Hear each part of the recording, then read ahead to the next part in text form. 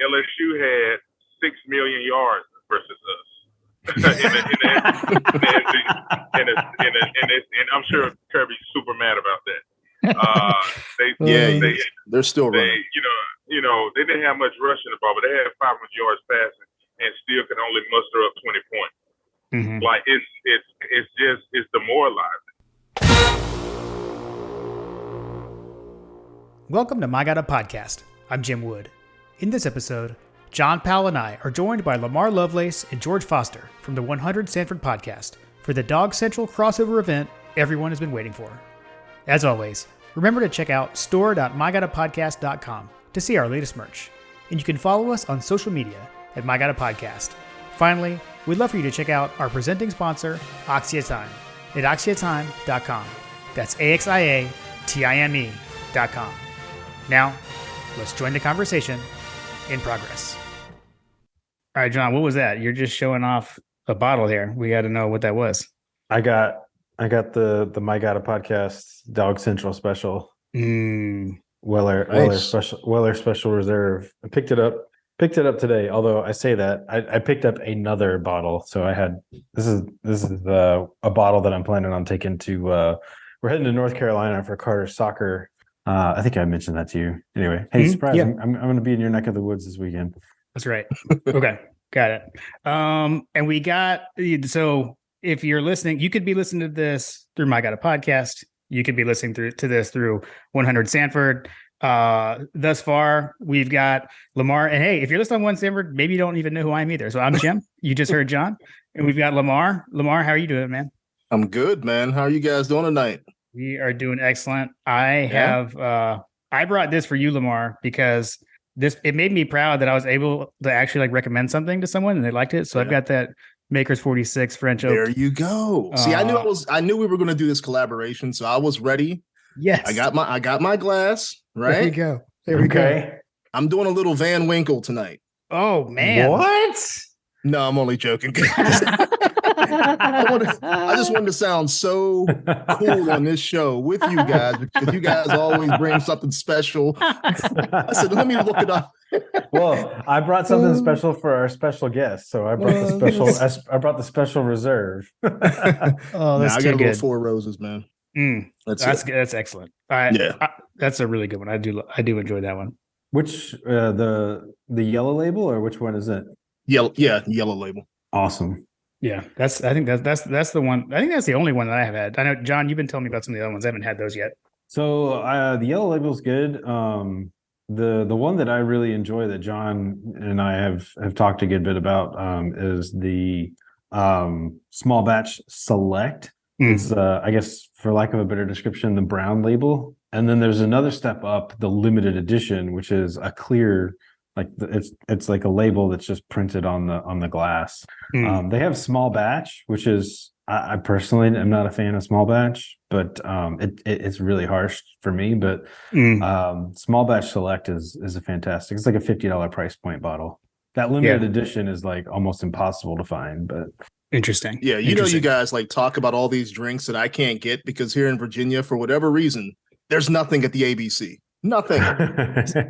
I'm like you though, Lamar, because North Carolina is the same thing. I think it's that that ABC, everything being centralized, right? And you can only go here or there. John has in Georgia where you can kind of get to know the store owner. Maybe they've got something behind the back or whatever. And we don't have that luxury in the ABC states. So we don't have that at all. You have updates or anything like that when they shoot out the little email and say, hey, get here within 20 minutes and the whole batch is going to be here. We get that here. Oh, really? Yeah, man. We had Eagle Rare last week, and I go in, and I'm like, "Hey, you guys have Eagle Rare?" And they're like, "You just missed it. You just missed it 20 minutes ago." And I'm like, "What are you talking about?" Right. We emailed it. We sent the blast out to everybody, and I'm like, "Really?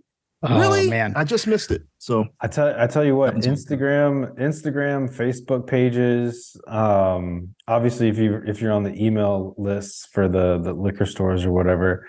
I get Jim and I talk about this. There's a liquor store since I'm heading to North Carolina this weekend. There's a liquor store called Southern Spirits on the way to on the way to Charlotte in South Carolina. It's just over the border from North Carolina.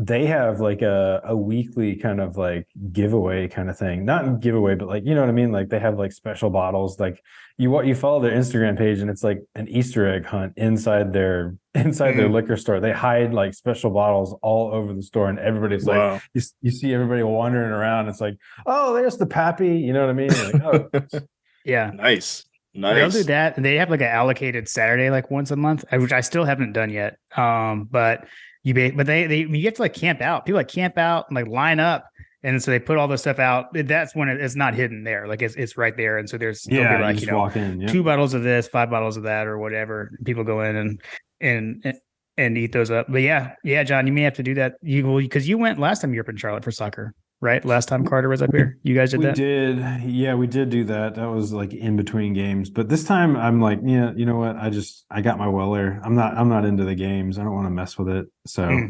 yeah, I've gotten a little bit jaded. I was talking to John about that today. The bourbon game is just so ridiculous, man.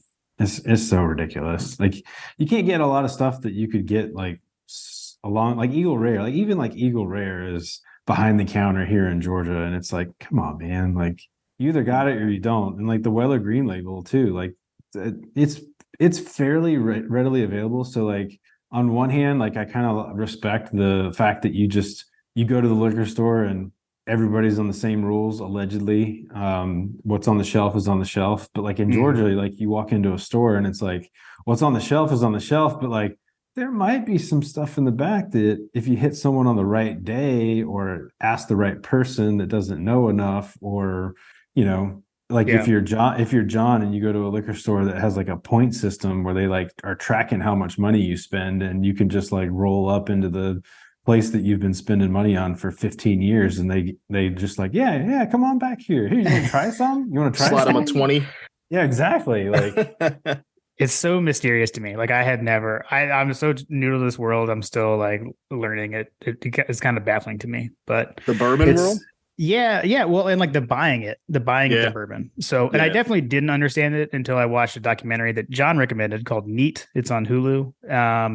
And just, I mean, it makes sense in like the whole, like why things are rare, right? Because you're in like if you're drinking like a 10 years or even age 7 years or whatever, right? Like they had to decide how much of that to make 7 years ago, 10 years ago. And so they're having to constantly like project what the demand will be that far out in advance. So that's a lot why it's hard. And we're in this like bourbon boom right now. And, you know, if you're a 10 age barrel or 10-year age barrel, like that went in 10 years ago. Right. And like, they didn't know it was going to be like this. So I guess that's one of the issues that distilleries have, is trying to figure that kind of stuff out. So what's the reason for the boom? I mean, me personally, I completely went off of beer.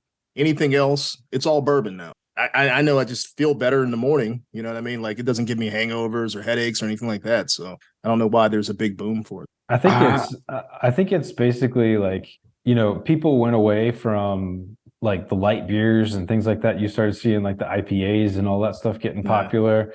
And I think it's kind of the same way with bourbon, right? Like people started realizing that they could drink better.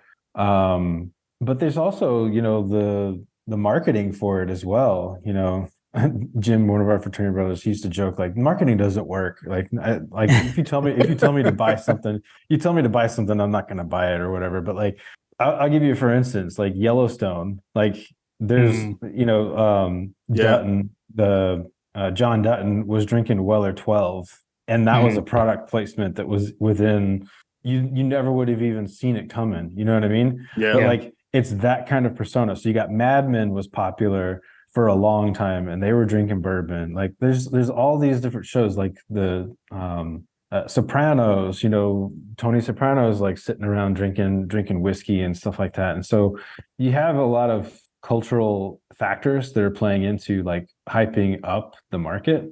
And I think that, you know, like I said, you see our fraternity brother, Matthew McConaughey, you know, he's fronting Long Branch, and you got all these celebrities pushing their own brands of stuff. You got like The Rock, you know, with Terramana, and right. I think P. Diddy was like Ciroc. You know, everybody's got their own little thing that they're pushing, and the bourbon game just kind of became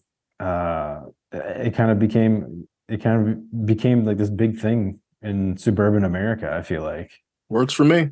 Yeah, I'm with you though, Lamar. Like for me, like the feeling better piece, right? Because I had gone down that big into that craft beer realm and was drinking a lot of IPAs. And A, you don't have to drink as much bourbon, right? And then like B, I'm the same way as you. I feel better after that than as opposed to like an IPA and such. So Jim didn't even drink bourbon until we started this podcast. It's a true story. Season 1. Peer pressure is a It was bitch. total peer pressure. Season 1, like John, you would have a bourbon and I'd have a Creature Comforts or some kind of beer, right? And then It's just fantastic beer. Finally, Well, I wasn't eating snacks until Graham came on ours. I love it. Graham and his snacks, man. Yeah, man. Snack Big time man. snacker. I got know, snacks here Lamar, tonight, you weren't really a big bourbon drinker during the podcast. So are you gonna be with us the whole time? Yeah, man, I'll be good. I'll be good. Promise you. You just stay away from the barrel proof. That's what we've learned on when you're podcasting. The barrel proof can be deadly. Oh man. Well, I know. So in general, right? I mean, we were gearing up for the holidays and we don't have a game like right away, not exactly imminent.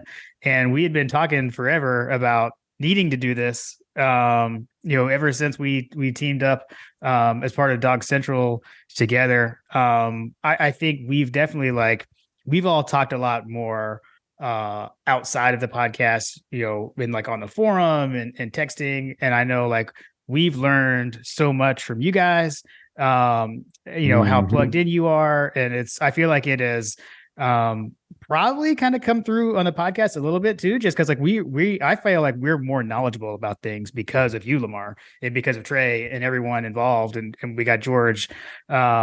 It's been, I don't know, it's been a heck of a ride. It's been a lot of fun. I'm so excited to do this, collaboration episode. Been looking forward to this all week. So me too, man. I've been so excited. I mean, I worked today, but I didn't do anything in the office. Man, I hope my boss isn't listening to this.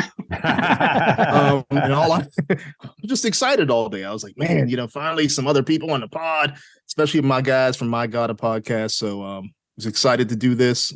Couldn't wait. I listen to your show every week in the office, by the way, in the office. So, yeah. But yeah, man, Dawgs Central's blowing up, doing good things. And I think as a whole, the community is doing great things. Yeah, Field Street, you got Graham doing what he's doing, Dog Stats, John Tweet Sports. So everything is doing great with Dawgs Central. Yeah. Yeah. It's pretty amazing. Like you could really it's kind of choose your own adventure, right? Like you guys and Trey are super plugged into the program. Obviously Dustin and Jason and those guys are big into recruiting. Graham and Dog Stats and Josh, they are X's and O's, and Graham's obviously super plugged in too. And then you got George, who's coming in with the alumni, and the guests that you guys have been able to pull on 100 Sanford is just phenomenal. What you guys have done with your programming is just amazing. It's super awesome to just be around everybody. We're all encouraging each other and supporting each other. It's really fun. And then Jim and I are just kind of hanging out making gifts, Yeah, right. I mean, but that's the whole focus of Dawgs Central, though, right? To have a collective community of different pockets of things that people want to listen to. Hell, we had Maurice Claret on last week. Mm-hmm. I never thought we'd get so many negative comments about something that he said that was actually positive. I mean, it was a troll, right? For him saying, George is going to get dusted. I don't even know what he said now, but still, we had so many people dialed into that. There's George now coming on. Here we go. But we had so many people dialed into that episode, and but it brings a different style of listener too, right? Because they want to hear different things. They want to hear different things from George, and that's what I love about George being on the show, because he's able to bring a true understanding of the game. He's able to bring something that none of us are able to do, right? We're not alumni. I mean, well, you guys are alums, but football alums, right? We did not play between the hedges. You know what I mean? We didn't play at right, We're not Letterman Club. And when you ask him questions and he's able to give you details and, insight on things that normal people would not have access to, it's phenomenal, man. So it's been cool. I've loved the journey that we're all on so far. Yeah, dude. Yeah. Having George is amazing. By the way, a fantastic screenshot of George there. He looks like he's ready to line up and go, man. I think I want that jacket though. What's that? Like it. I say if I felt like it. Sorry if my audio isn't what it should be. I'm on the move tonight, moving around. It's not my usual setup. I don't have my mic on. I'm driving. That's why y'all can't see my beautiful face in person. But hopefully you can hear me, man. What's going on, guys? How y'all doing? We're good. Just kicking it. We're kicking it, man. We love it. What y'all talking about? What y'all talking about? I hope y'all were talking trash about me. No, man. Come on now. What we hadn't said yet is, this is Lamar's first time on My God, a Podcast. This is George's second time, Lamar. So he's one up to you there. We had George on season 1 talking about the goalposts game. Yeah, that was probably like 2020, wasn't it? Were we in the pandemic already? It was, and that was like that was one of our. I mean, George, we were like episode 4. George was so nice. Like I sent George a DM, like, "Hey, would you talk to me about this?" And he was like, "Okay." I was like, "Whoa." Yeah, that's usually how it goes, man. Like if I feel a good vibe, if you seem credible, you know what I'm saying, I don't care. I jump on. Like I did something today. I did something. I'm always doing something for somebody. If I got yesterday, me and Charles Grant did something. It wasn't quite football related, but he had some new stuff going on. Man, I don't mind talking and giving my whatever I feel like is, true to life knowledge and my perspective on things. It could be football, it could be anything. I'll jump on and talk about it if I have the time. He's a serial potter, man. That's what he is. He's a serial potter. I mean, I didn't even realize he was going to be on something today, and all of a sudden it popped up on the timeline on Twitter, and I'm like, all right, again, I'm in the office, not doing anything, right, Jim? So I put it on in the background, and here he is. He's with what's Ron Johnson. He does the Vikings. He covers the Vikings up there. He's a friend of Spice Adams, and I'm a friend of Spice. So he got to know me through Spice, and he reached out to me the other day because I said something about the Lions, and they played the Vikings the other day, and I said sure, since I played for the Lions, and it was a good talk, and he surprised me and brought Spice on today. I can't shake old Spice, he jumps on. I was talking to I was on a call with Joe Briggs one day, and he was talking, Joe Briggs works with the NFLPA, and he teaches. He's a professor sometimes, and I was talking to his class one day, and here comes Spice jumping on me. his Omega frat brother. I was like, I can't shake this guy. Did you play with Spice anywhere, George, or do you just know him from the league? Or I first met Spice in the Senior Bowl, so we go back that far. Okay. And so that's where I first met Spice, and then years throughout the league, different playing against them and different events and stuff. We got to know each other and got to know each other even more as social media became bigger as well. And so that's how I know Spice. Okay. Yeah, I know you definitely turned me on to him as like a consumer of your social media, George. Like I always tell people like what a great follow you are. And like, so I didn't know about his social media stuff until you started like retweeting some of the stuff that he does on Twitter. And I can't remember if he was on Vine, which I feel like I have to credit George for like introducing me to Vine. He did a little Vine. A little Vine? He did a little Vine. Yeah, he did a little Vine stuff. Spice is hilarious. He is a nut. I love Spice. So I don't think we had hit record yet. Again, like on My God, a Podcast, we always say joining the conversation in progress. We were talking about ballers earlier. And he was on that. He had a little arc on that show where he was like playing himself. But anyways, I don't know if y'all remember that. I don't remember that. Spice was definitely on there with The Rock. Yeah. Yep, oh man, on there with The Rock. He's doing this thing, and I told him a long time ago that he was gonna pop because he was, he was basically built for everyone. You know what I mean? He's funny, nice guy. Everything he does is clean. Like it's already packaged. And I want to see him take it to the next level. I want to see him all over the TV. Nice. Yeah. Nice.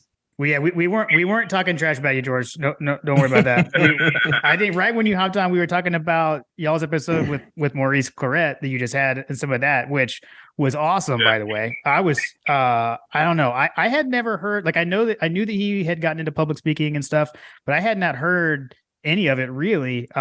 He's got a cool story, had a lot. I don't know. I really enjoyed you guys having him on. It was really cool. And I guess the only thing I'll add is that, George, I am bummed that you guys didn't get to play against that team back in the day, because I would have loved to have seen that. Like, if I'm being honest with you, man, nobody could tell me different. I feel like we were peaking at the right time, and I feel like we would have beat anybody. I agree. You know what I mean? I just really feel that way. That Florida game was kind of a, it was kind of a flukish type game. We shouldn't have lost any games that year. You know what I mean? That one game we lost, I feel like it was a fluke. We didn't even lose to one of the better teams we played that year. Right. You know what I mean? You know what I'm saying? Florida was, kind of, they weren't that great that year, and we ended up letting them get one. But yeah, I feel like we would have beat Ohio State or Miami that year. Man, and that would have shut down a whole kind of narrative, right? Yeah, no question. No question. Like it took a lot of the trash those people talk would be non-existent at this point. Yeah, and the thing about it, what people don't understand is they talk a lot of trash about Georgia, and they can say, up until last few years, I'll even take it back to appearances that we didn't win, and in 20 when was that, 17, 18? When we didn't win it. So up until then, all the trash that people would talk would be about, Georgia not being able to, finish the drill or, win a championship. But they never talk about how Georgia really, that may be true, but Georgia's a very, very, very historically solid program. Like I went back, I did some counting. I went back, a little while back. Went back about 50 years. Georgia probably has. I think Georgia might have in the last 50, 52, 53 years. Georgia has like 10 seasons of under 7 wins. That's it. Yeah. That's like 10 out of the last 50 plus years. That's rare. I don't think any of the top teams can say that. You know what I mean? They had very highs. A lot of the teams had really high highs. Then they had some really low, really bad lows. Georgia kind of remained, good, for lack of a better word. You know what I mean? Yeah. We just couldn't get to great some years. But Georgia never. I don't recall. Especially in my lifetime, there might be one bad, in quotes, Georgia team. And that's good. You know what I mean? I get to go into every season knowing that I'm not gonna, I'm gonna want to watch every game. Right. You know what I mean? I guarantee you there are a few Florida fans this year that didn't quite want to watch every game. It's like, you know what I mean? Nobody wanted to bet. Nobody really wanted to go to the game. You know what I mean? They're not talking trash. It's like they don't quite care. Like, I've cared about every Georgia game since I've been in it. You know what I mean? Because there's always a chance for us to win. I don't think everybody has been able to say that over the years. I was going to say, because those times you're talking about were certainly before you got there, George, before like John and I got there to school. I mean, the last time we didn't make a bowl was, I think, 1996. I mean, I'm pretty sure we've got the longest active bowl game streak going still, I believe. So, well, think about Ohio State. I mean, they talk all the crap that they talk, but it took them 34 years to get to their national championship in 2000. Right. Yeah. I think it was 1974. It might have been 36 years, something like that. The Maurice Claret years. So it took them a while, but we're here. We're here now. Yeah. We're about to find out. We're about to find out, right? About to find out. Let's get it on. And it's strictly up to Georgia if they want to repeat or not.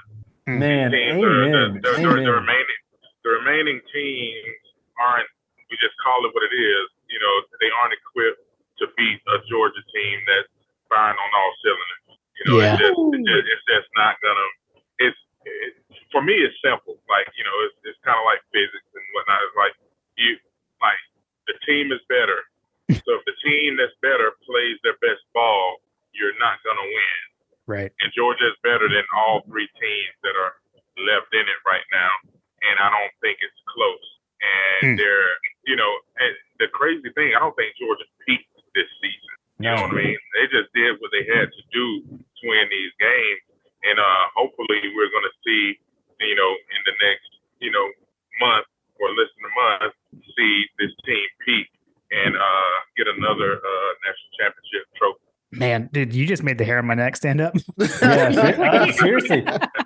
So Jim, he put into. I speak with conviction about things that I'm very convicted about, and if I feel like I'm right, I'm going to speak with conviction on it. And I feel like this year they are just they've been better than everyone all year, and they're definitely better than the three teams that's vying for a national championship. Now it's up to them to go out there and play.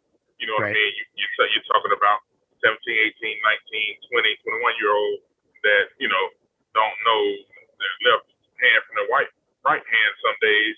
You know what I mean? So anything can happen. And 25 now. Yeah, 25. Yeah, that's right. Yeah, that's right. you got a point there. Jim, I think George just put into alumni, like Letterman alumni, eloquent words. What we've always been saying is that the only team that can beat Georgia is Georgia.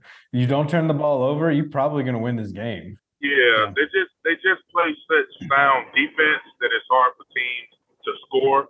So it would take a really, really down game for Georgia. You just think about it. You got a team that, for the majority of the year, gave up about 10 points a game. Mm-hmm. You're gonna be hard pressed. You're gonna be hard pressed to hold Georgia to less than 30 points. You know what I mean? And they're giving up 10 to everybody.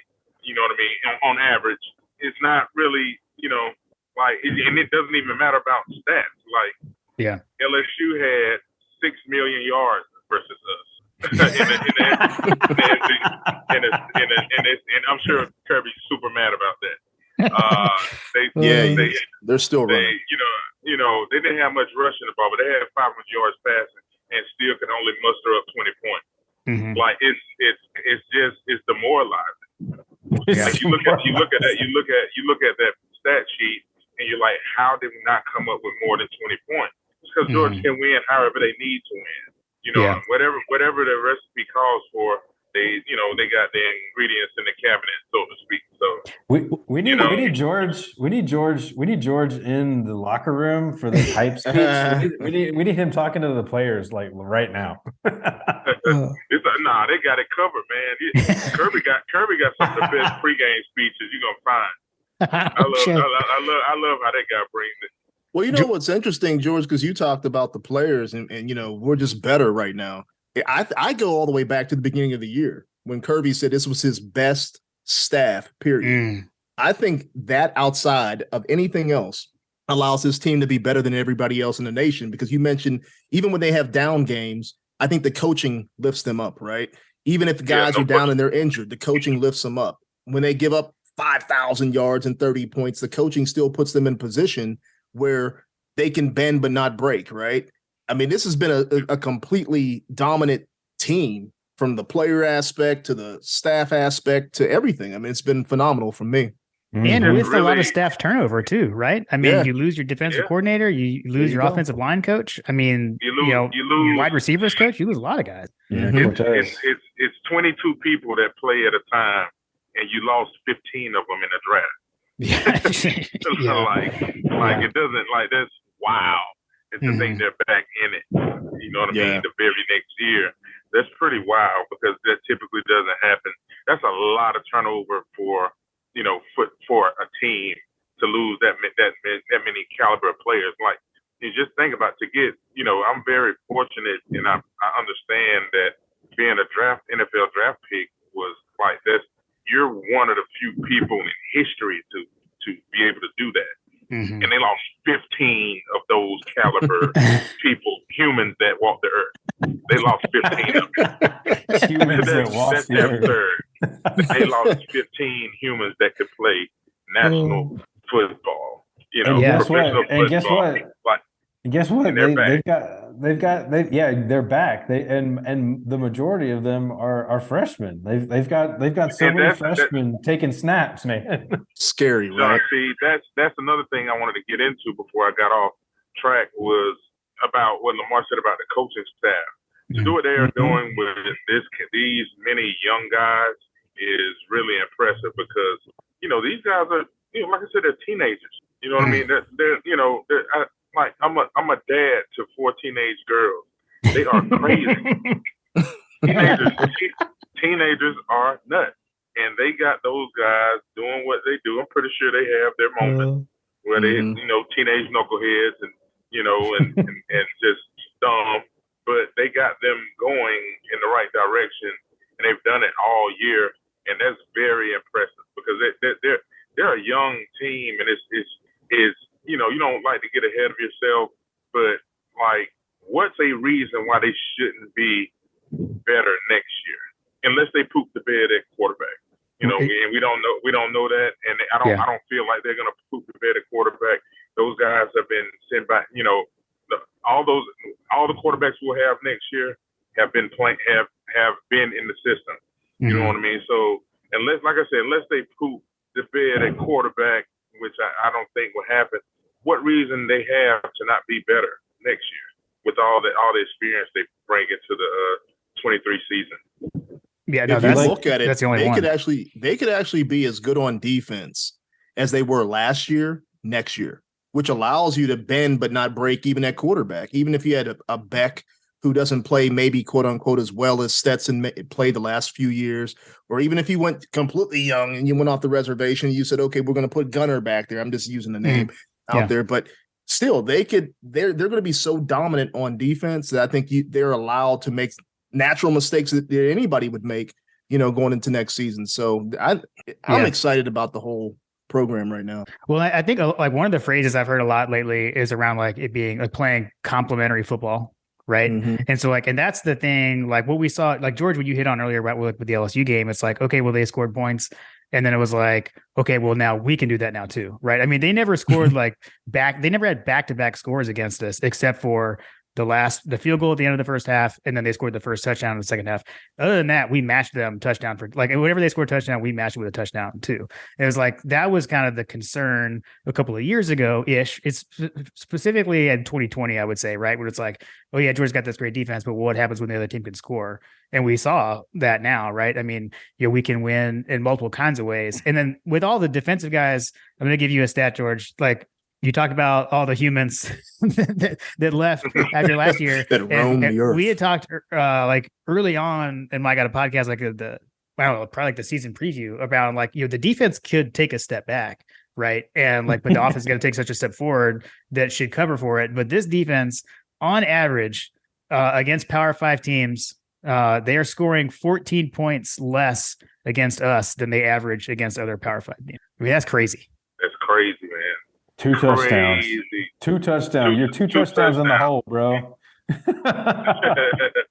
What's interesting though, when you watch them play, though, I mean, you can watch our defense play the same defense that another team is playing, and it looks completely different though. I mean, you're saying to yourself, like, do we have 12 or 13 guys on the field? Because it looks like George always says, like we're choking teams out, and I don't know what it is. Yeah, man, and I think Tennessee wide receivers said it best, right? That we were just so physical the entire game, though. You can't go 1 or 2 snaps and be physical and then kind of go back to the sideline. No, we're physical the entire game, continue to choke people out, and then eventually they give up. So it's pretty interesting to me. The other day, Jeff Swartz, former NFL lineman, does a lot of media stuff. He posted one of the Georgia plays. He's also one of the voters for the Joe Moore Award for top offensive line in the country. You know, the Dogs and Michigan finalists. Did they do that already? When you mentioned that, I was thinking the same thing, George. I don't know. Yeah. John, we're going to have to anyway, put he posted a clip, and you see, like, they did this sweep, man, and you got Big Darnell coming around the corner. Then you had Rosemary get in there and dig out a guy, and like I'm talking about, they putting guys in the dirt on the perimeter, like the receivers, like you, and that leaks into the whole team. You're not gonna beat a team that physical and that committed to being physical, every play. Like they're committed to it, and they're gonna be tough to beat. You know what I mean? Because it's rare. So I can see if it was a common thing, then, but it's not. It's a rare thing. Guys, typically perimeter guys don't like to get dirty. You know what I mean? These guys, they don't care. They are with it. Yeah, dude. Like you look at the offensive line, like even if you're comparing Michigan's offensive line or whatever, but like we've got blockers all over the field that are not even considered part of that unit. We've got an extra tackle in Darnell Washington. Exactly. Right? I mean, geez. Well, it wasn't too long ago that people were saying, add 10 or 15 pounds to him, he'd be a Pro Bowl left tackle, right? So. Yeah. George, do you subscribe to that? Is that accurate with Darnell? No, I think he's a tight end. You Okay. know what I mean? Now, if he wanted to, he has the frame. You know what I mean? I assume he has the arm length. He has the frame. He probably could if he wanted to. Mm-hmm. But I think he has a shot to play in the NFL as a tight end. So, why not? Right. I did look it up. It looks like the Joe Moore Award has not been it has not given out I yet. was gonna say. Late December is what they said on their site. So they award the Heisman Trophy before they award the Joe Moore Award. That's crazy. Right. Hey, John, that was a pro segue. They need to give it. They need to give it to the dog. They need to give it to Georgia this year though, because I feel like I think they got screwed at least within the last 5 years. I think they've had some good lines. I can't remember if it was last year. I know it was either last year or the year before. I feel like they got screwed. So kind of like how Brock didn't have the highest stats this year, but they made amends for last year with the Mackey with the Mackey Award. So hopefully they do the same with these dog linemen because they deserve it. Yeah, and I mean, shame on us. We were questioning the Stacey Searles stuff earlier in the year, right? Well, John and I, not you guys. Understand, like that, there was reason because the guys, they weren't playing up their potential. And you got to wonder, okay, is it the leader? You know what I mean? Searles has a good track record. You know what I mean? But you just wondered if he was, doing what he was supposed to do in regards to this unit this year. And I got to give it to him, man. He's got them guys playing good ball. I was thinking the same thing, man. On the way home, I was thinking the same thing about Searles. They're playing good ball, man. Really good ball. I'm proud of that unit. And they got some pups behind. The guys that can potentially leave this year. You know what I mean? I hate to see guys go, but the name of the game is to pay them bills, and them bills is coming, Jack. So why not get a great job like playing offensive line in the NFL? So if we lose some guys, we got some guys to make up for them. George, as the resident big man on the call right now, I'm going to go ahead and apologize to all of the University of Georgia offensive linemen and staff because I was giving them hell earlier this season. and Graham, you and Graham have helped educate me a little bit on some of this, like as to why I felt the way that I felt, and it sounds like that. Based on what we've seen, and I'm not an X's and O's guys, and the gap in the what was it? The gap in zone. Yeah. And it seemed like that we've kind of figured that out. And to his credit, I told Jim after one of the games, I think it was it the Tennessee game, Jim? Mm-hmm. Yeah, Tennessee. I saw my wife and I were there, and we were hanging out, and we were just kind of hanging out after the game, and I was walking across Sanford, and I happened to see Searles and BMAC walking out into that recruit area, the little landing area up there on Sanford, and I saw him with some folks, and I was like, "Hey, Stacy, go Dogs!" And I told Jim, I was like, "I should have said I'm sorry. Y'all killing it right now." Oh man. Well, and I think too, like another thing that I wanted to hit on, George, with you, because I want to get your thoughts on this around, and it's around like rotating, right? Because, and also like I don't know, rotating, and then also recruiting and even re-recruiting, right? Because last offseason we had Amarius Mims in the portal, right? We thought he was going to be gone. He ends up staying. He's here at Georgia.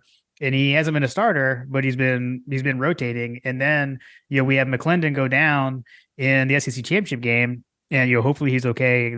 That's still kind of up in the air, it sounds like. But like to have Mims have that experience throughout the year and be able to step right in, and I know you like experienced that. I think probably both ways, right? Because I know like you had your hand injury your senior year, and I remember when we talked before, you talking about the way you and Jonas used to rotate, and like I think like Jonas would be left tackle like when you were younger, and then like you'd come in, you'd play left tackle, and Jonas would slide into guard, stuff like that. Yeah. So I don't know, like we talk about it all the time, me and Jonas.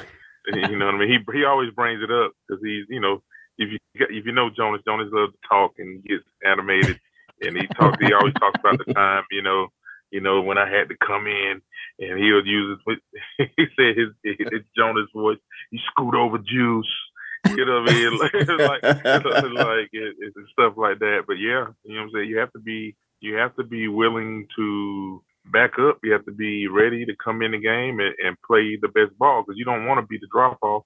You don't want to be the reason the team stalls. You never want to be that. Yeah, for sure. Amen. Yes, indeed. John, do you want to hit your late breaking or what just happened? We have some real time SAS, I guess, official news or something official. I'm not worried about the Big Ten, man. Big Ten, go pound sand.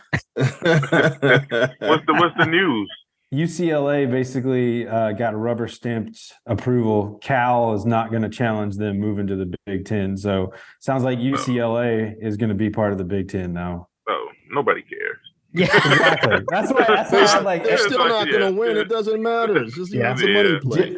Jim, we could edit that part out. No, that's okay. We'll do it. They gave us some good banter. I do want to go back to something that y'all said, since I don't know where we're going to go from here, if we're going to talk about Heisman or what, but I will say y'all are talking about like some of these guys don't want to talk leading up on the game. And it's something that I'll give you guys, like every time y'all have some of these cats on that are from opposing teams, right? Like Joe Hamilton, Maurice Claret are the two that come to mind most recently. Most everybody have given y'all score predictions, right? Those two didn't give you any score predictions. It's almost like your guests are learning that they're not going to give score predictions. And that to me is just like the icing on this season's cake, is that we are demoralizing people to the point where their illustrious stars do not want to give a score prediction because they know what's going to happen, bro. Well, John, we're not going to hold against Maurice yet. He said he'll give his prediction later. Yeah, he did. Hold him to it. You know what I mean? Joe knew what was up. You don't want to. Like, you knew your team was going to get pounded. You're like the best player. It's like Calvin Johnson, then Joe Hamilton. Like, you're the best player that they ever had, and you can't go against your squad like that. So we allowed them to live, because that would have been kind of awkward. Well, the teams that thought they had a chance actually gave a prediction, right? Mm-hmm. You had Ramon Foster with Tennessee. You had Ryan Clark with LSU, right? They really thought that they had a shot. So that's the reason why they gave a prediction. Takeo even gave us a score. Yeah, that was Takeo, yeah. Yeah, but that's family. We knew that was going to go to. So I feed off of that though, because I'm feeling that myself. Like I told Jim, Jim's like, you need to get better friends. But I've got a plethora of folks. I live at Marietta, which is Georgia country, right? But I know a lot of folks that are from other areas, and we had Cincinnati guy talking trash last year, and even he's been quiet as a mouse ever since then. But I've got Ohio State folks, even my Michigan buddy that I've been friends with for years, and he's not responding to any of the texts that I'm sending him. I'm trying to poke the bear. I'm trying to get some kind of energy going, because I think that we both know what's going to happen. We've been talking about it for weeks. It's like, man, the writing's on the wall, dude. like it's going to be us in the final, like period, end of story. And you better be ready because there's going to be some trash talking coming. John, I think it goes back to what George already said. These, it's already forewritten. We know what's going to happen. These guys know what's going to happen. Right. And I think that when it really comes down to it, let's put it this way. If we weren't as good as what we are, how open and honest would you guys really be with your fan base, with our listeners? Would you actually say, George is going to lose this game, or I'll pick a loss? I mean, would you do it? Listen, we're in a good spot, and like I said, I mentioned the last 50 years, we're in a good spot. We've been in a fortunate spot as to where my truth can line up. You know what I mean? Georgia has been. They've had enough talent to beat everybody, whether they did it or not. Yeah, you know what I mean. So I've had no issue over the last 20 years. Saying, okay, Georgia can win this game. You know what I mean? So I don't have to make fake, predictions, that I don't believe in. So we're lucky in that regard. We need to get you to get that through to your former teammate David Pollock, George. But that's okay. Although he picks us now, he does usually pick us now. He does. Now it makes sense. He has to do a little.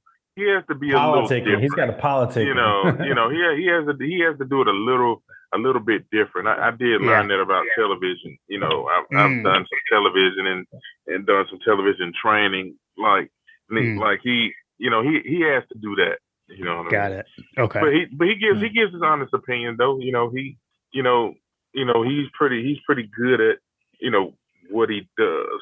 You know what I mean? So I don't feel too bad about it when he doesn't straight up just boost us. Right.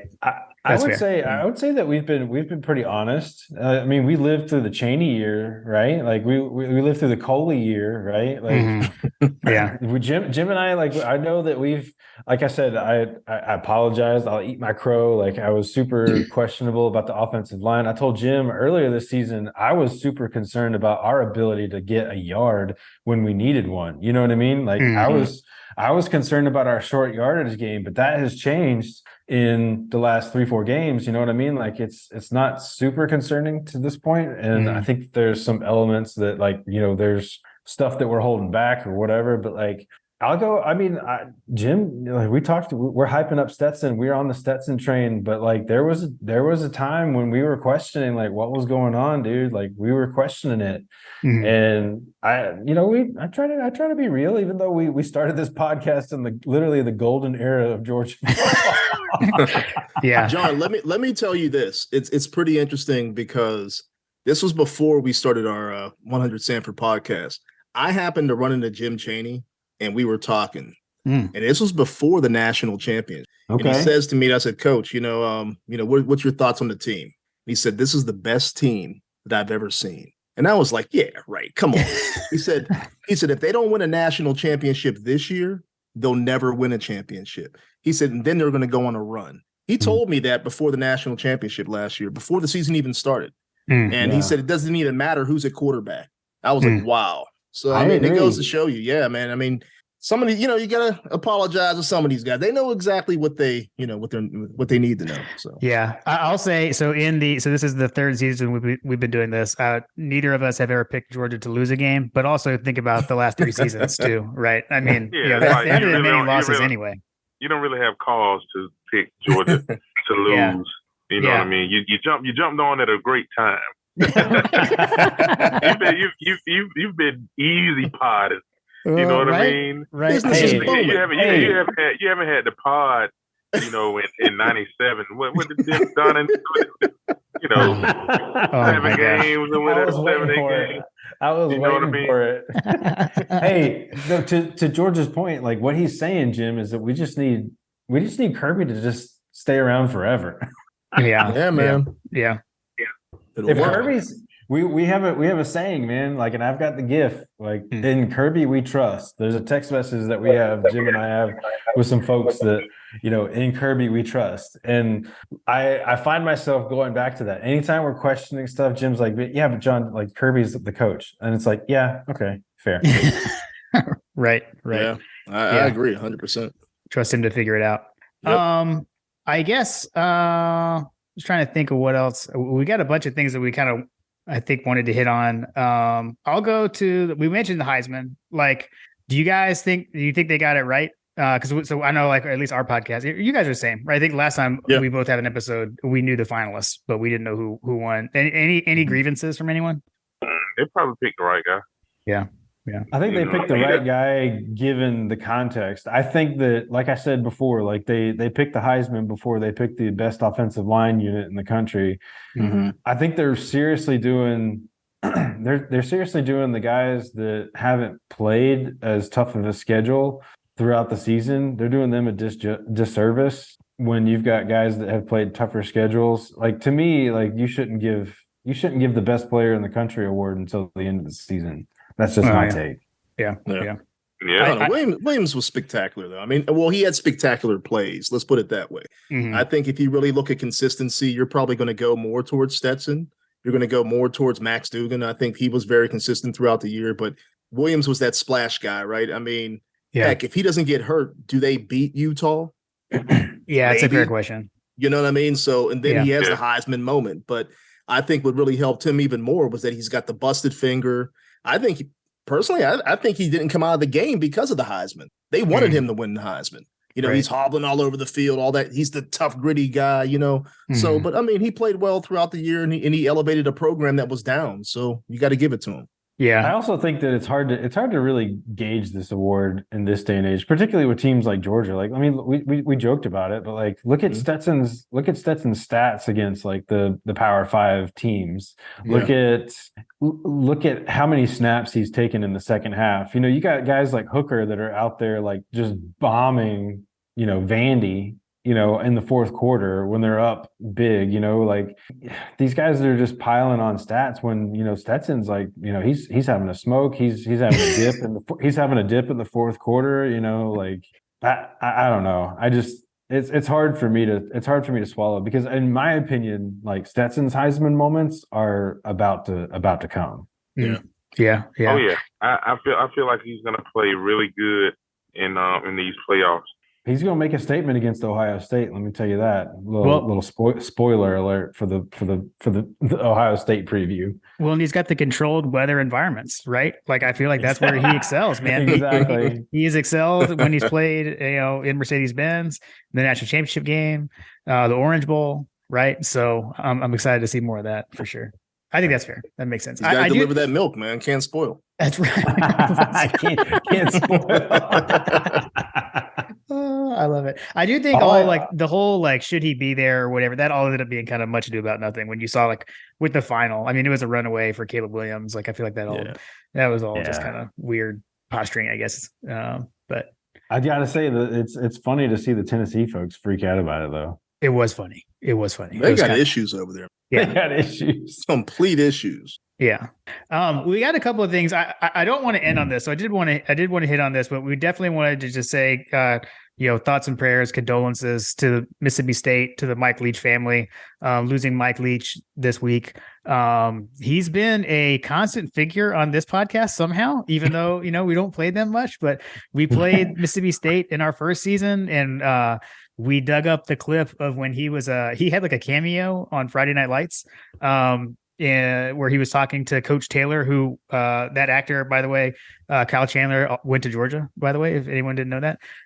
But so we had dug that up. We talked about that. And so we're always talking about, you know, his quirks and everything. So, you know, rest in peace to Coach Leach.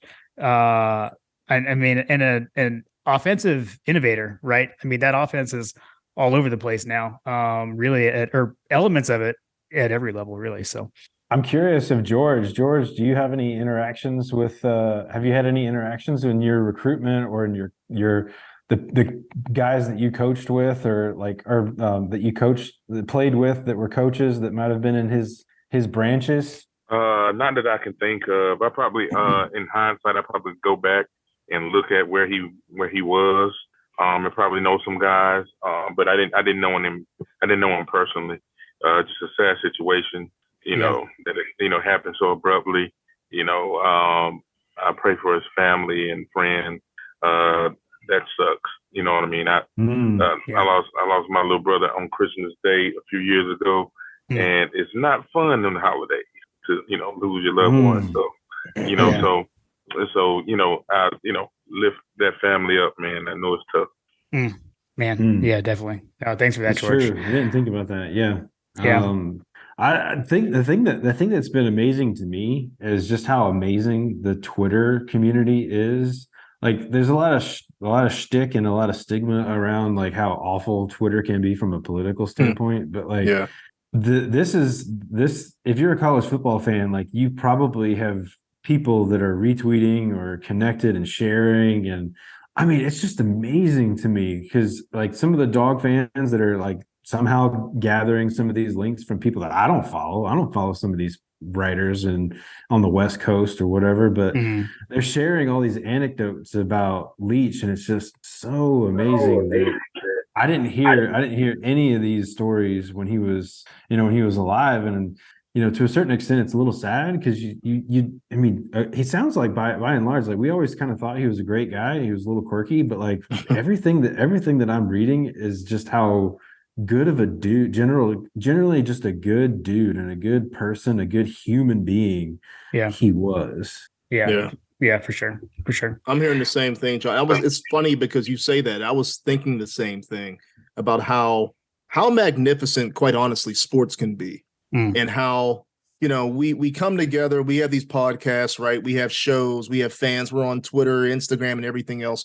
But when there are things that happen off script, so to speak, how the community does come together. You know what I mean? Like, there's no hate, there's no hate mail or anything like that coming from different people, but everybody's really trying to lift up Mississippi State, lift up the family. And like you mentioned, I mean, heck, I was driving into work and this morning, all they're doing is talking about Mike Leach and all the different stories about him. And when you really think about it, he truly was in the pocket of where he should be, right? Where he could really express who he was. I couldn't see him at a major university only because I think they would muffle him, right? I think we got the best sound bites because he was at a Mississippi State. He can control the narrative. Washington, he can control the narrative. Washington State. And it brings the attention that they probably want. Exactly. You know what I mean? Exactly. Ole Miss has the attention with Lane, and you're in the West, and you're in the shadow of the LSU program, the Alabama program. He probably made it interesting to watch Mississippi State versus on the field, with some of his offenses, and off the field with some of his things at the podium. Yeah. But guys, I got to jump off. It was good to get on with you guys. We got to do this again. I like this vibe. we got to do this again, man. But y'all be nice to Lamar when I jump off here, man. And hold it down, Lamar. I got you, boss. You about to say something, John? I was just gonna say thanks, George. I think I'm gonna put that on my resume, by the way. So seriously. George Foster asked to do this again. It's good stuff, man. Awesome. Thanks, George. Boss. Be good, George. Right now. Too good. Man, George cracks me up. Yeah, man. He's always got me laughing. I mean, I tell you what, man, George is the coolest UGA football alumni out there. Because I'll tell you, like, we run this podcast, and I'm a little envious of some of the guests that y'all have been able to pull because of his contacts and your contacts. Like, we've reached out to folks, and like, sometimes we don't get a peep, man. But George just jumps right in, man, both feet. You know what, though? I will tell you this. I'll tell you this. We are in the golden era. Right. I mean, I think a lot of people are more willing to stick their neck out there and talk about it or come on a podcast. Or I think people are just, the energy, the vibe, everything is good right now around the university, around the program. I mean, heck, I reached out to Josh Brooks, and I didn't think he was going to come on the show last year, but he did. He was like, yeah, I'll come on. And, he's been a friend of the program ever since. So, it's just a matter of hitting it right at the right time. But, if you guys ever need anybody, let me know. George said yes to us because he said he liked our vibe. So again, on the resume. On the resume. I did just want to take a moment to remind everyone that season 3 of My God, a Podcast is presented by Oxia Time. Oxia Time is a custom watch company, and you've got to go check out their 2021 Georgia National Championship watch collection. And in fact, you also need to check out their 2022 college football playoff collection. So John and I both have the 2021 National Champions watches.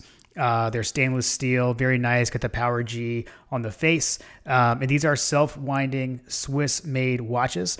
They've also got a blackout watch. They've now got a ladies' watch.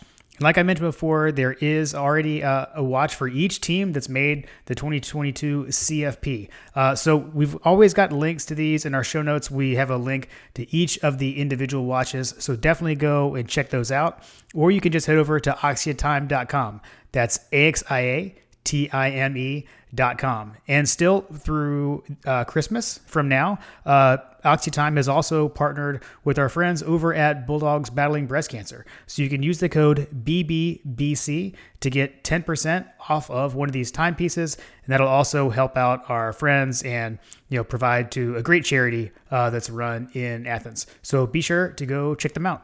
Well, you guys want to hit, there's a couple of things that I think we wanted to hit on like news wise, but I also want to, if you're okay with Lamar, delve into a little bit about like what we were talking about a while ago when I had the, should we be recording moment.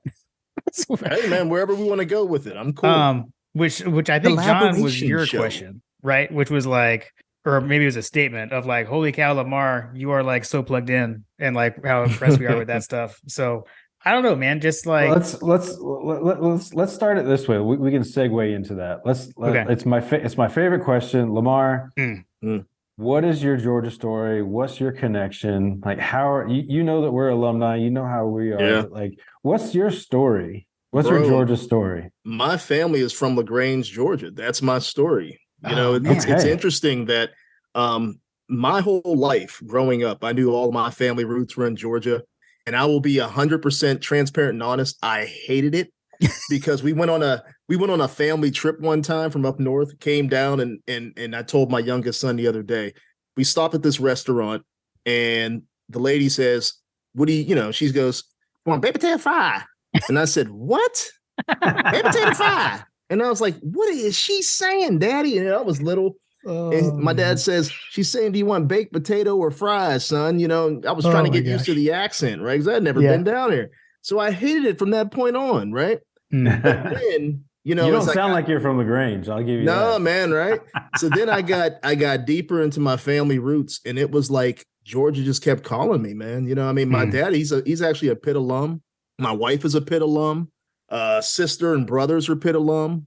It's crazy. And, I went to a state school up in Pittsburgh and then I went to Purdue for my master's, but Georgia just kept calling me. So I just kept following the team. And, it's always been in my blood. So, but yeah, family roots are LaGrange, Georgia. We had some family land there and the great grandfather ended up moving the family up north, buying land up north and, starting the same thing up right outside of Pittsburgh. So that's my tie-in with Georgia. And that's awesome. Where outside of Pittsburgh are you in terms of like the family land? You downtown? Like where are you at in Pittsburgh? No, out in Pittsburgh, we were in Murraysville / Penn Hills area.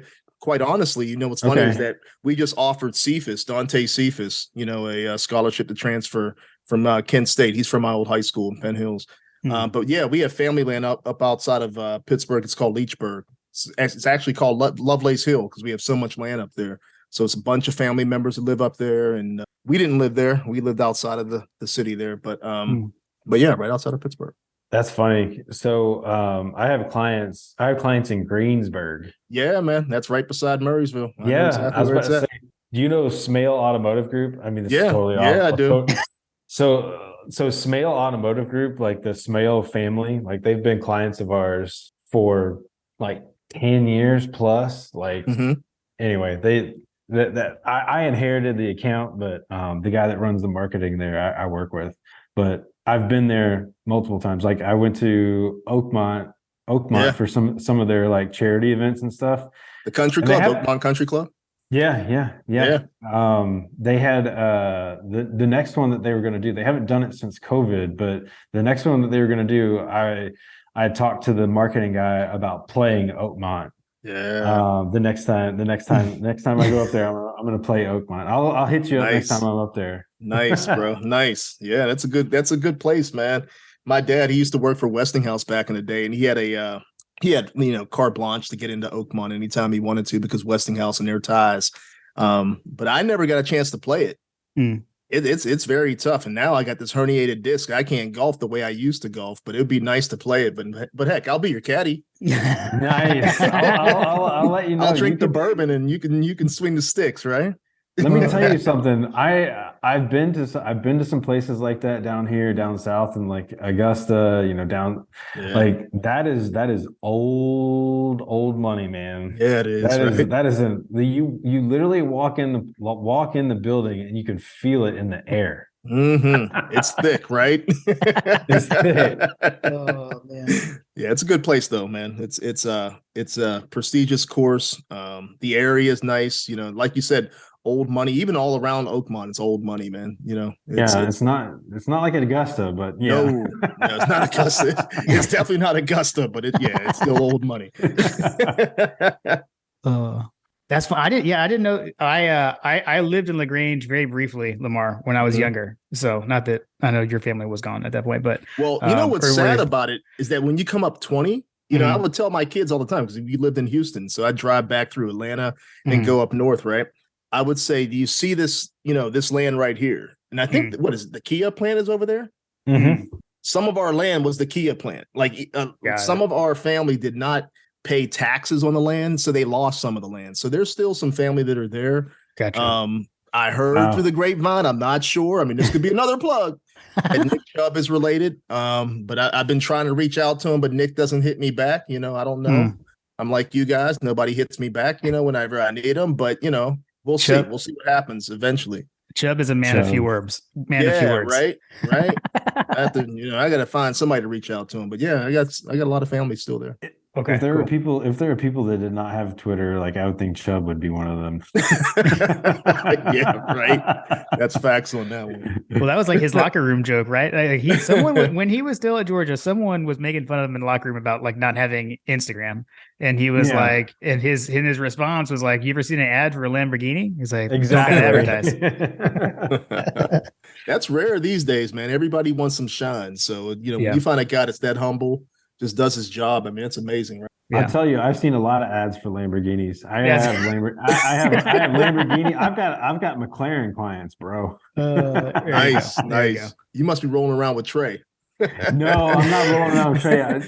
We joke about that. Trey's not here, but like, right. Part of me wanted him to hop on so I could chop it up with him about some of the automotive stuff, because he still owes people Hellcats, so he's like in hiding. He told everybody, as long as we're in the natty, he's giving free Hellcats to everybody. It's like Trey. Now all of a sudden he disappears, just like chirps. He was solidly in the Henny on that one. That's one of the best uses of that, like frame this tweet or whatever, or make this a quote with Trey's face. Every time I see it, it's like I feel like Sarah McLachlan's got to be on like. I know he hates Dustin for that, man, because I think Dustin created it. Yes. Hey, he threw himself into it. He put it on the chat like with 60 or 70 people. We win. I'm giving everybody Hellcat. So, I think they stopped producing them, right? I think they're stopping this year. They're about to stop. I'm bummed because I actually so the Challenger was which I don't know. I'm not like a car buff or anything, but is that the Challenger, the Hellcat, or the Charger? Because I know they have like Charger. Okay, the Charger. Okay. It's the Charger, yeah. Okay, but I think aren't they stopping on both of them? I know they're not going to make the Challenger anymore for sure. I think next year is the last year. I always wanted one of those when they came out, but I don't have anything remotely like that. I'll be honest. I just think they look cool. I'll be honest, in the automotive space, the Stellantis, it's now called Stellantis, but like the FCA brand is kind of like the noisy neighbor or whatever, like it's kind of like the little annoying pest. So yeah. It wouldn't surprise me, and nobody really pays attention to it, to be honest with you. So like, gotcha. I don't know. It's not going to matter. Like they're in trouble. The Stellantis is in trouble. So I guess, Lamar, you hear the family roots calling you, and you get into I don't know, you all feel Georgia pulling, you become this big fan. But then how do you then, like, because I feel like you are, I mean, just like through like networking and meeting people, like you're so plugged in, like you're a fan, but you're like so knowledgeable and like have all this information. I don't know. I guess just like not an alumni, right? Nah, you know what's funny is that a lot of people want to talk to these players and everything. I talk to family members. Mhm. And usually I talk to like a lot of family members of recruits prior to them getting to Georgia. I mean, heck, I probably got a lot of them already on speed dial, that I can talk to and so forth. And not only that, since I have a younger son who plays, well, heck, he's only playing flag football now, but he loves football. I mean, he's insatiable. He's been coming in the room like 30 times since we've been on the show. Does he like Carter? Does he want to just get on and like say hello or say something? He doesn't really want to come on, but it's more or less like, okay, Daddy, who do you have on tonight? Like when we had Champ Bailey on, I was like, and he plays DB, he was like, I said, buddy, this is Champ Bailey. I mean, like, bro, you got to get him on. You got to get him on. I said, like, this is say hello. The dude. Well, I don't know where he's at. He's probably out in the hallway playing football. Well, tonight he's like, I don't care about these guys. Yeah, so, but really that's not a tie-in, but it's something that's similar, I mean, because I know that one day he's going to be one of those kids that recruiters are looking at. I mean, he's that good already. One of my buddies is Joe Moorhead, who's the coach up at Akron, who was at Mississippi State, obviously, before Mike Leach, and right. Also at Oregon. He saw my son's tape and he's like, yeah, he's doing some rare stuff already. So just, keep him, in line with what he's supposed to be doing. So when I talk to parents, I'm talking about things like, how'd you get your kids started? And then we just start regular conversations. And so that kind of plugs me in from that angle. But just reaching out, like we mentioned before, Josh Brooks, who's a friend of the program, all I did was text him and say, hey, congratulations on the AD job. And, I think you're going to do a bang out job. And here he is messaging me back, so, I think it's just being real, it's being open and honest with these guys. And I think that they respect the fact that I'm not going to go out there and bash them, bash the university, bash any of the players, anything like that. So I don't know. This happens. Well, I remember I think I'm getting this right. One of your first episodes of 100 Sanford, fairly early on, you guys had Chris Milton on pretty early on, right? Yeah.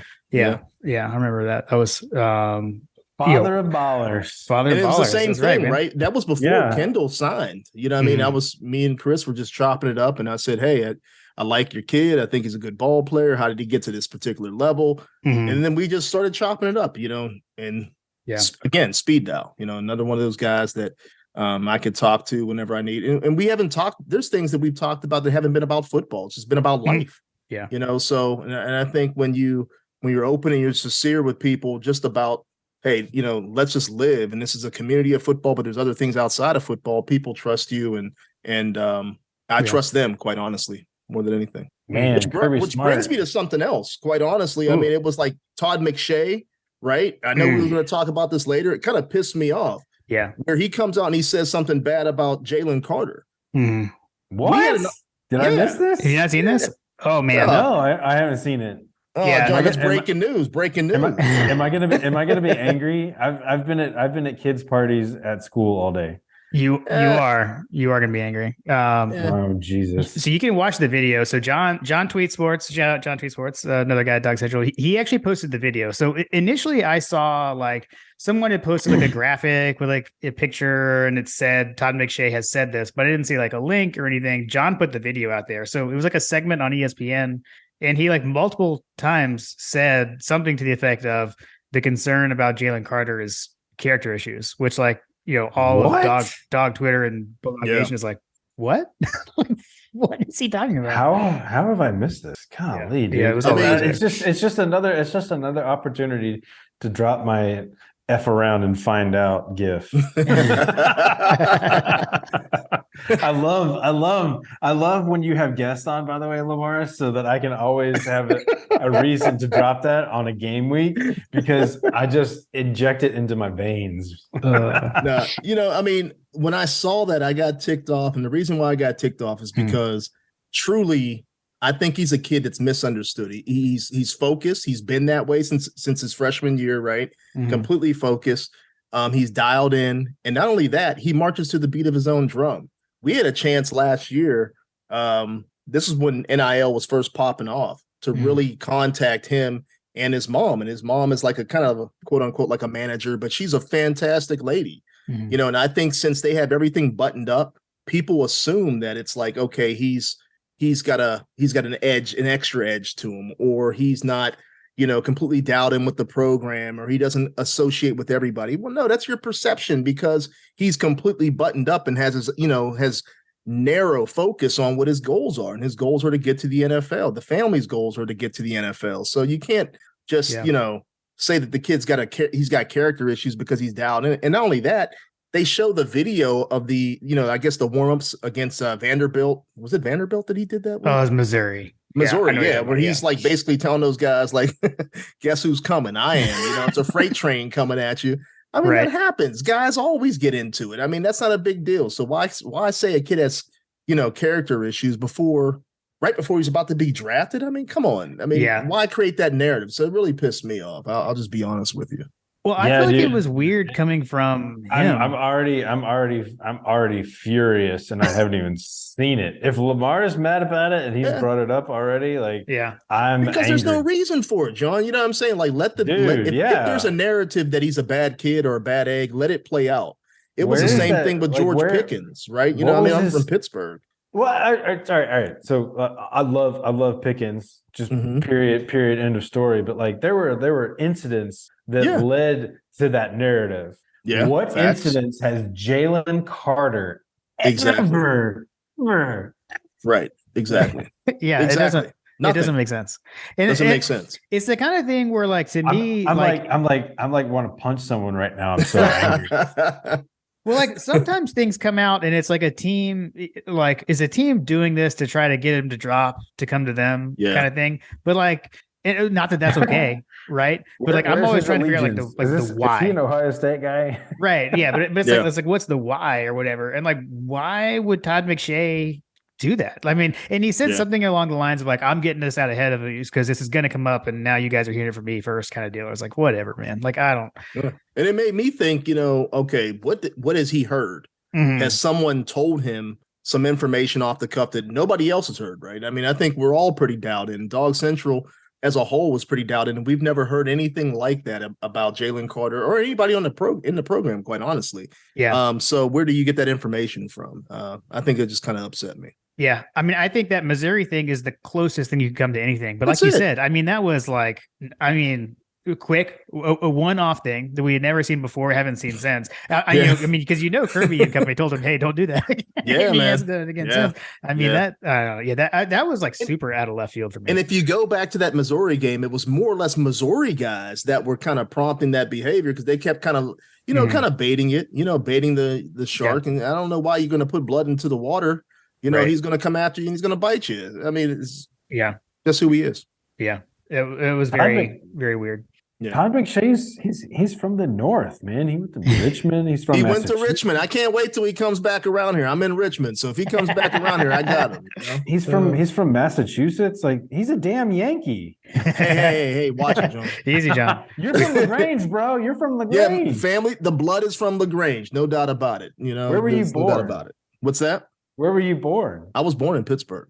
You're born in Pittsburgh. Yeah, family had already gone to Pittsburgh. Family had already moved, man. Yeah. The great grandfather had already taken everybody, bought a whole bunch of land, created some other businesses in Pittsburgh. So everybody's there. Okay. Blood, the blood from the ground, the ground pools, and it screams Georgia. There you go. Yeah, dude. Yeah, seriously. I love it. There are exceptions. Hey, I lived up there briefly. I was outside of Philadelphia, so Lamar, you definitely don't like that, I'm sure. But no, I got that. You know what? With half the family went to Pittsburgh. The other, some of the other boys went down to Philadelphia. Okay, I don't know why they didn't want to do like the family business. My great grandfather had like he had bars. He had some did like farming, things like that. Mm-hmm. They wanted to get into the steel mills. So half went to Pittsburgh, the other half went to Levittown, right outside of Philadelphia. Got it. Okay. Interesting. Yeah. Man. The Lovelace clan. Yeah, man. We get in the history. I love it. Yeah. And Wycliffe Lovelace, he is related but distant. I'm still trying to get him on the pod. Oh, nice. Yeah. What Lamar, I did want to get your thoughts on, because we're a week out from early signing day being it's next Wednesday. It's December 21st. And I guess like I'll make my comment and I guess you can react. Cause like for me, I missed the February signing day. Like early signing day sounded like a great idea when it was being floated. And it's like, kids are done with high school, let them go ahead and sign and don't have, no more contacts. They don't have to worry about anything for the rest of their high school career. They can enroll early, et cetera. But like the way it started to pan out and now like what used to be signing day is now like kind of a non-event. And then like, maybe it's also selfishness of like, we're always in this hunt, like we're in this playoff talk right now. And like, this is a distraction in the middle of, playoff preparation. So I don't know. What are your thoughts on it? How do you feel about it? Mixed emotions. Okay. I like it from this standpoint. We are who we are right now. So it helps us. Right. So if we weren't in the playoff hunt, would we be getting some of the 5 stars that we're getting? Because they would never know. We wouldn't be getting some of the high 4 stars, right? They wouldn't be able to say to themselves, well, that's a program that I want to go to because they're winning.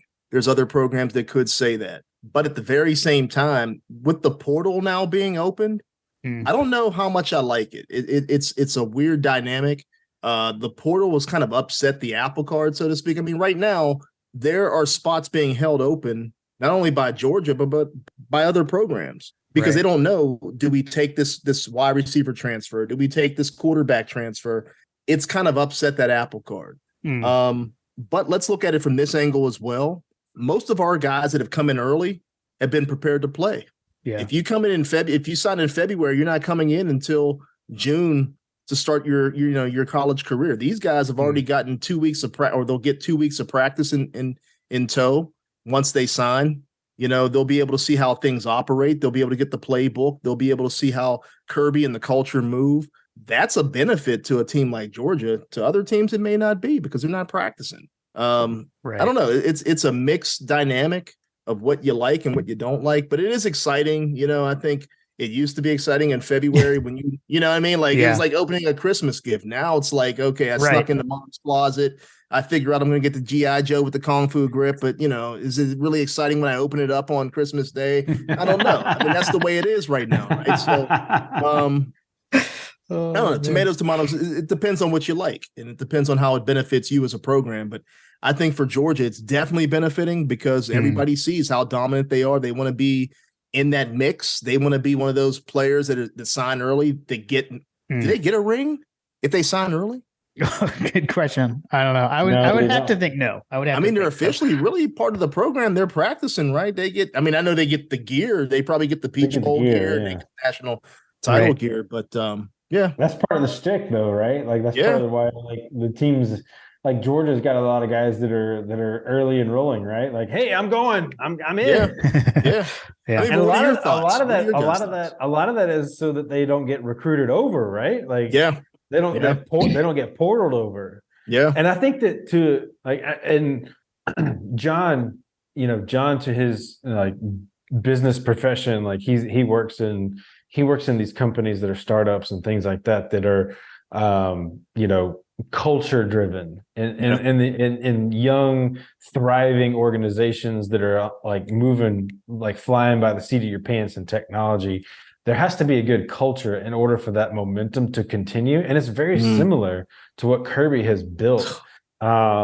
He's very, very focused on culture. And I heard, I can't remember who it was. I was listening to something. They were talking about like, the Georgias of the world. They're not taking transfers and things like that. But like ultimately, like alluding to the fact that they're not the SEC schools that are storied, that are established, that are the Kirby Smarts and the Nick Sabans of the world. I mean, I would even go so far to say as like the Brian Kellys,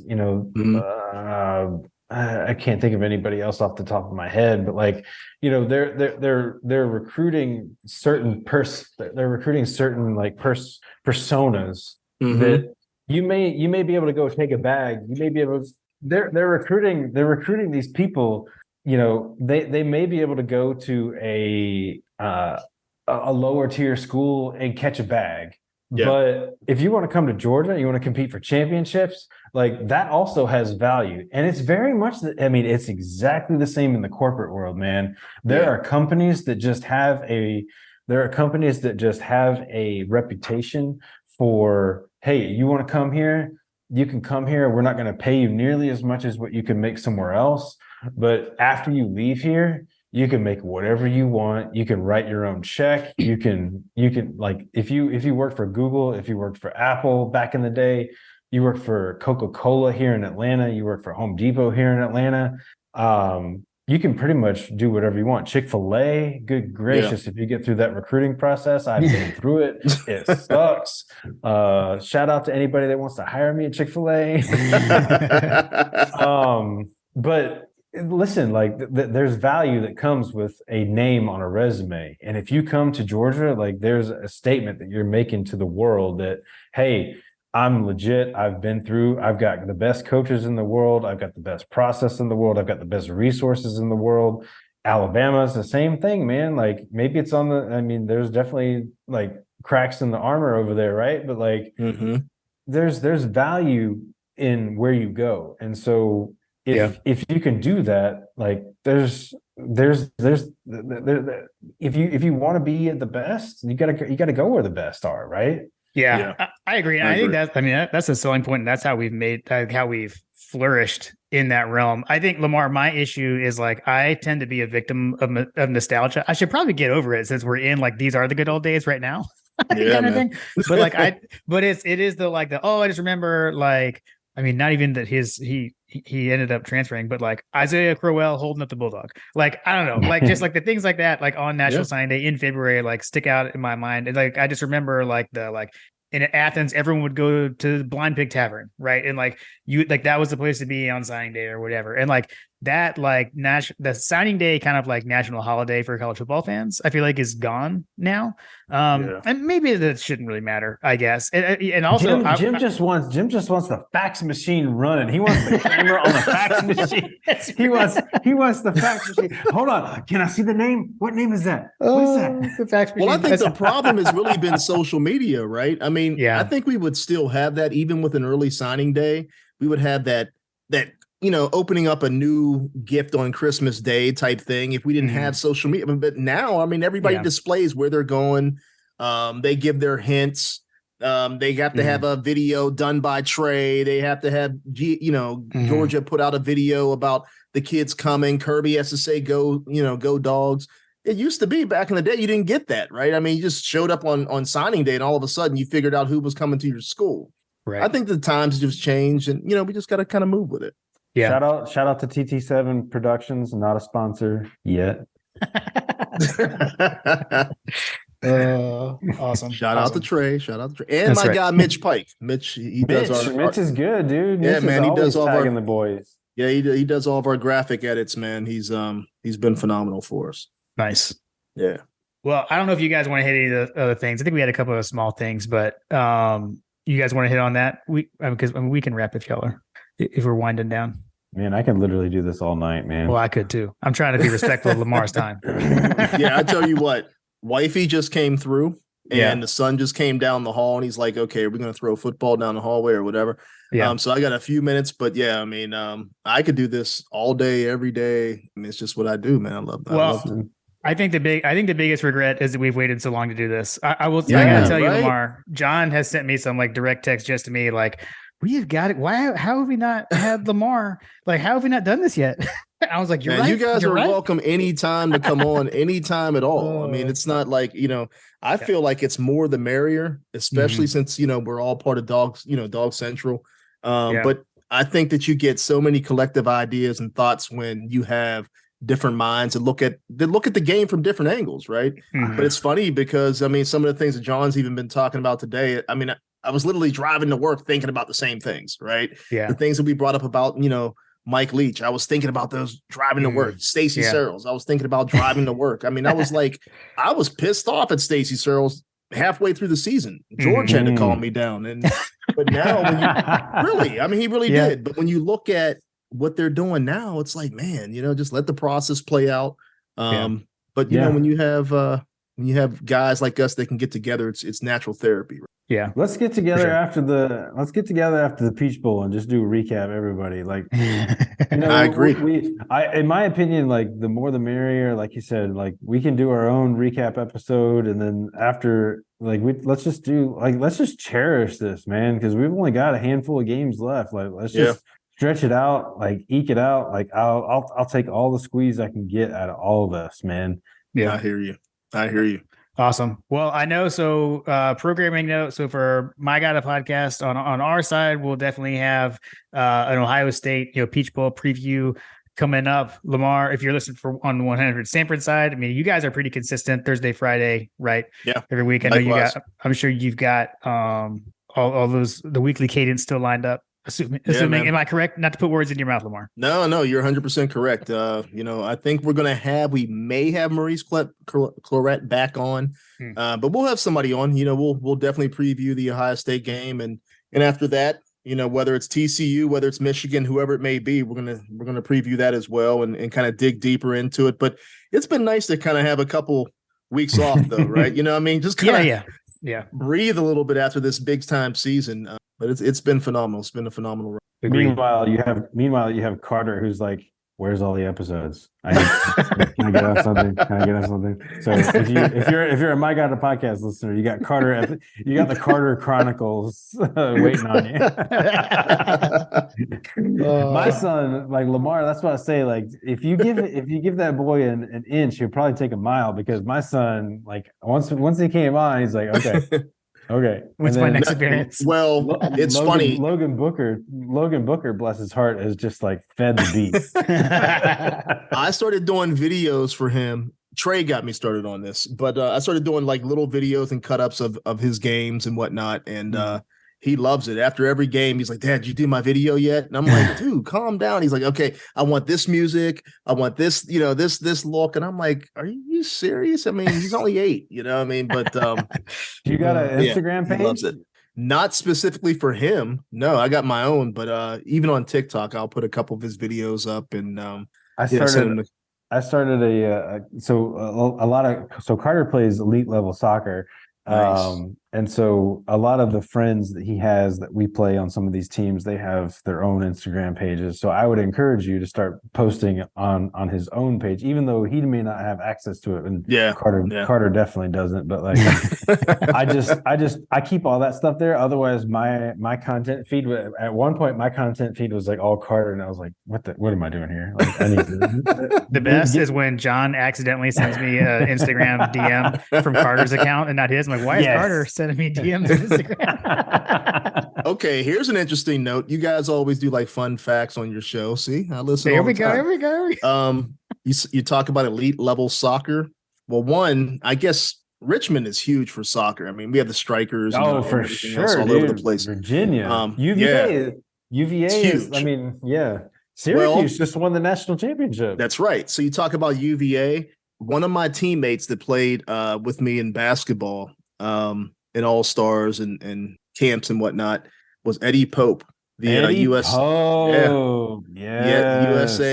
defenseman. I've been trying to reach out to him. I can't get a hold of him, but I just wanted to bring him on just to talk about soccer, even though, bro, it has nothing to do with Georgia, but still just bring him on.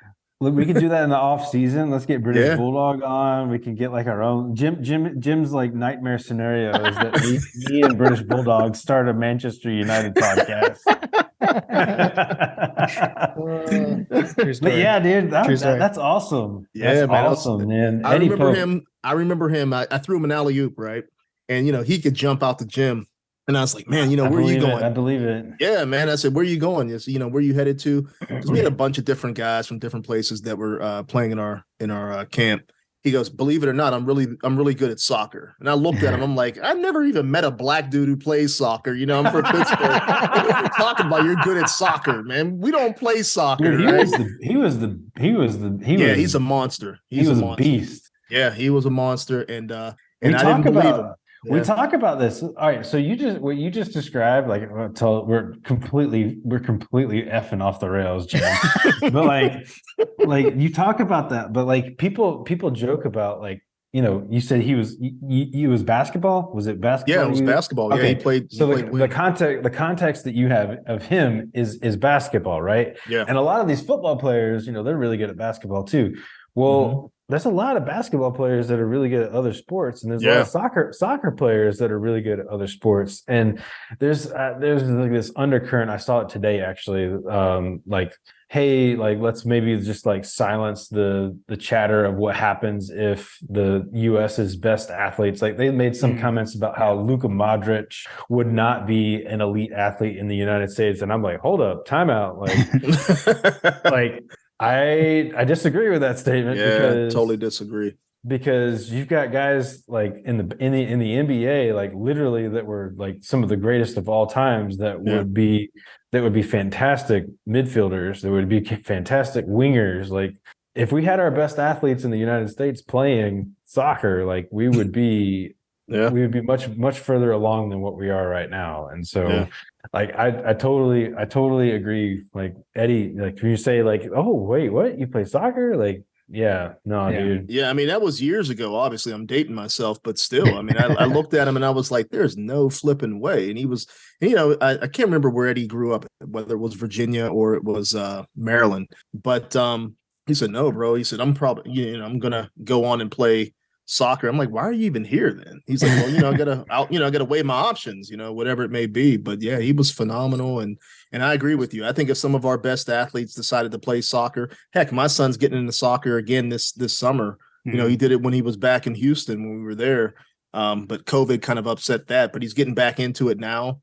I think it helps with footwork. I think it helps with speed, agility, hand-eye coordination, all that good stuff. And I think our athletes would really dominate if they really decided to get into soccer. Don't let me go off on my multi-sport athlete rant, Lamar, because that is my one thing. Like so much specialization, right? Like you don't get to play everything like you did when we were kids. But true.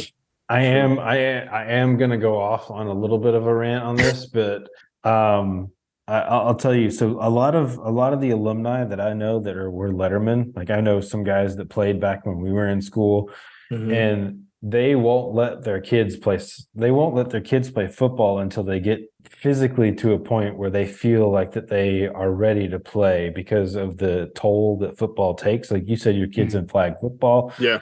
That to me is great. Like, and some of the feedback that I've gotten from some of the players is that soccer is actually like a better training facility for football later in life because of the spatial recognition that you have to have in order to get in behind defenders, to physically run down the field and make those cuts and make those accelerations and short cuts and short bursts and things like that. I'll give you. I think I texted it to you, but I'll put it out in the podcast form. But there's a documentary that is called Good Rivals on Amazon Prime. Everybody's got Amazon, right? So go and check it out. It is a fantastic documentary on the United States versus Mexico rivalry. And if you listen to it, it's a documentary on the rivalry of the United States-Mexico soccer rivalry, which is fantastic. And it talks about geopolitical, all those types of things. But one of the biggest things that I benefited from was just how young the game of soccer is in the United States, because you listen to what happened in the documentary and it's like, holy shit. Like this game has really only been taken seriously by people that have money and power to make things happen since 1986. I was 5 years old at that time. I wasn't even part of the vision for what that would take to make this thing seriously. Yes. Carter, my son and your son, Lamar, and our kids' are solidly in what would be the vision for what that might look like to get to the point. And think about how long it's taken UGA to get where we are in football to be at the dominant level. There's a joke that Tony Waller used to say on the Bulldog blog was, there's a difference between being committed to winning and being financially committed to winning. The United States of America is now financially committed to winning, and what you're seeing is progressive like advancement in that regard. Yeah. And Well, that's what it took. That's what it took in Georgia, right? Yeah. Too. I mean, Exactly. it's not just Kirby. It's Kirby plus that. So Yeah. It's Kirby been a plus huge the change. commitment. Yeah. Yep. Yeah. Nice. Agree.